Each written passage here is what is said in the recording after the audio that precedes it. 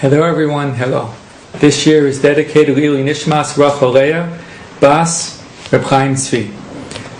We're learning Klal Tes in the Sefer Chafetz Chaim about the Chafetz Chaim discussing Avak Lashon Hara, the dust of Lashon Hara.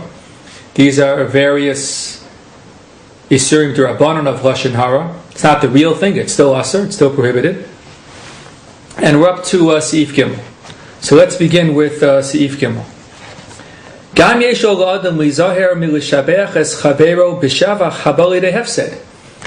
to be careful of praising someone in a way that will cause that person to lose out.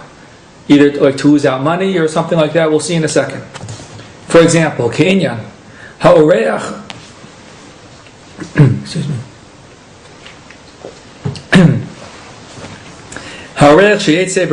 Here.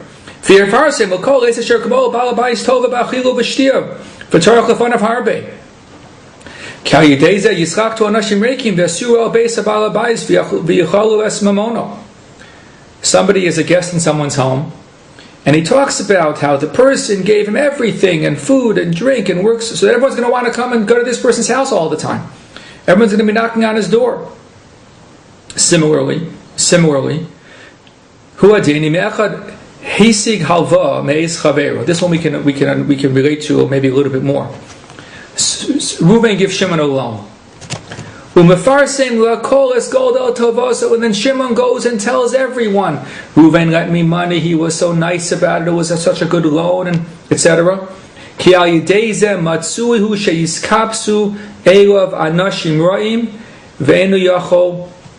And people are going to come after him to ask him for a loan. You gave Reuven, you gave Shimon, well, why not give us a loan too? And it's hard to say no all the time. So you have to be careful, even when you're praising someone. Even when you're praising someone, the praise could lead to sorrows for this person.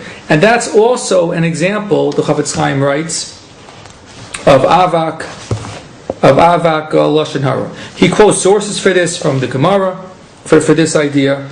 This is an example of Avak Lashon Hara. Just the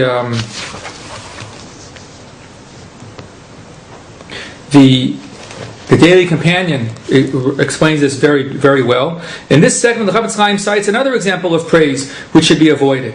That is when someone publicizes the fact that a person has done an outstanding act of kindness on his behalf, or has presented him with a generous donation or loan.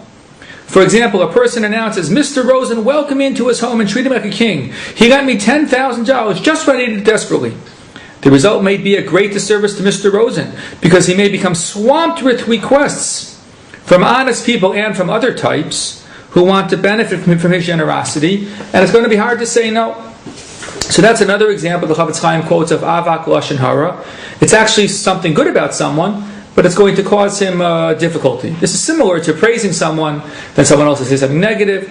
So that's a different type of example of Avak Lashon Hara. Okay. Seif Daled. Seif Daled affects where someone's supposed to live. Okay, Seif Daled.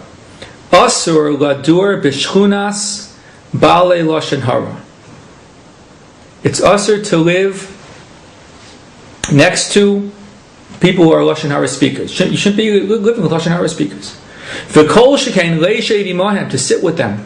V'lishma divrei, and talk to them all the time. V'afil ein b'day to l'kabel hadavar, even if you have in mind not to be makabel.